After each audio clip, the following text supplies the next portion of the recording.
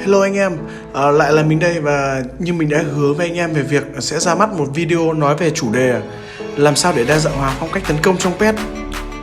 Thì số video này mình sẽ nói về cái tư duy tấn công, có thể là của cá nhân mình và hy vọng là anh em sẽ có thêm nhiều kiến thức bổ ích hơn. Và biết đâu anh em sẽ làm mới được bản thân ở trong khâu tấn công, một kỹ năng cực kỳ quan trọng nếu muốn giành chiến thắng ở trong tựa game này.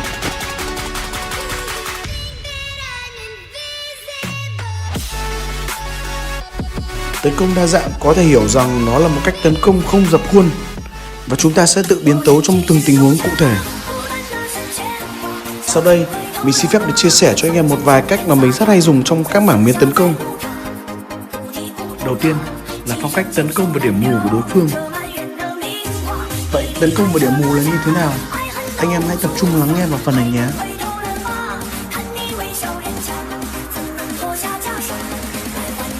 Tấn công vào điểm mù có nghĩa là chúng ta sẽ chuyền bóng vào một nơi trên sân mà quãng mắt của đối phương không thể hoặc không kịp quan sát tới.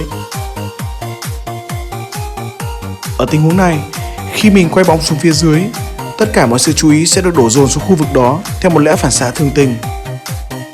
Khu vực vòng tròn biểu tượng cho quãng mắt quan sát của các người chơi bình thường và cầu thủ đang di chuyển ở phía trên sẽ rơi vào điểm mù, một điểm mà đối phương sẽ không thể nào quan sát hết. Theo lẽ thông thường, người phòng thủ sẽ phải tập trung quan sát nhiều hơn người chơi tấn công và chúng ta có thể tận dụng điều này để tấn công một cách dễ dàng hơn.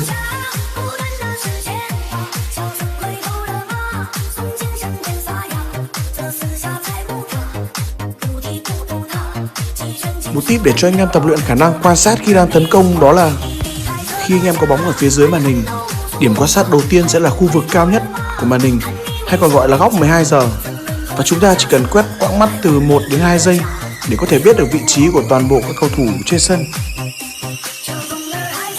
Có rất nhiều anh em hay mắc cái lỗi là chỉ quan sát khu vực nhỏ hẹp ở phía trước mặt cầu thủ đang cầm bóng và bỏ quên toàn bộ khu vực còn lại. Lỗi này thì rất nhỏ thôi nhưng nhiều khi nó sẽ khiến cho anh em bỏ lỡ một cơ hội tấn công vô cùng tốt. Và đó là cách anh em quan sát khi có bóng ở phía dưới màn hình. Vậy thế còn quan sát như thế nào khi có bóng ở phía trên màn hình? Chúng ta sẽ phải quan sát nó qua minimap hay còn gọi là bản đồ con. Và điểm quan sát ở đây sẽ là từ CS phía đối diện quay trở về phía cầu thủ đang cầm bóng.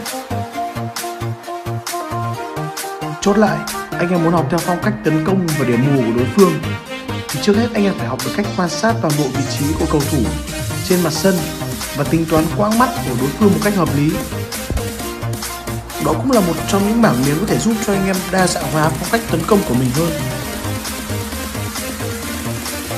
Cách tấn công thứ hai cũng là một cái cách mà mình rất hay dùng và cực kỳ thành công với nó. Đó là phong cách làm trái với những gì mà trong đầu mình đang nghĩ. Đơn giản là vì ở trong một tình huống, người tấn công và người phòng ngự đều sẽ có tư duy giống nhau đến 70 và 80%. Bạn thấy, người ta cũng thấy. Và cách này có thể hiểu nôm na đó là hack não đối phương. Nếu bạn cứ xử lý tình huống theo một cách cơ bản nhất thì đối phương cũng sẽ dễ dàng mà bắt bài bạn. Bạn làm khác với những gì bạn nghĩ thì đối phương cũng sẽ vì thế mà bất ngờ.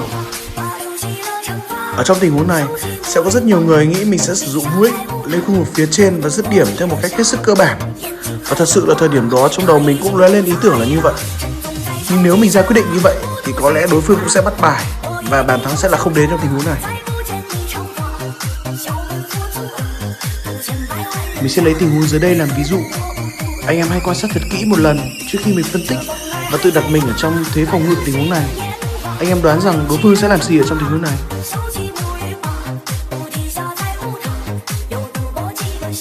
Mình nghĩ là tất cả anh em sau khi xem tình huống này thì sẽ đều có chung một ý nghĩ, đó là đối phương sẽ quay về và phối hợp với các cầu thủ ở tuyến sau. Và là người tấn công, nếu như anh em cũng nghĩ giống như những gì mà những người phòng ngự đang dự đoán thì có lẽ bàn thắng sẽ là một thứ gì đó rất là xa xỉ. Ở trong tình huống này, mình quyết định quay lại đột phá thẳng vào trung lộ và dứt điểm. Có lẽ đối phương cũng không ngờ đến và phản ứng hơi chậm với tình huống. Bản thân mình sau khi xem lại video này thì cũng không nghĩ là mình đã xử lý một tình huống táo bạo đến như vậy.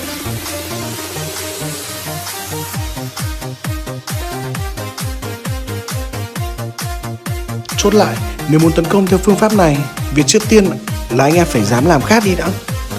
Thành công hay không nó còn phụ thuộc vào kỹ năng xử lý của mỗi người. Nhưng nếu bạn không dám nghĩ khác đi thì bạn sẽ mãi chỉ duy trì việc tấn công theo lối mòn mà thôi.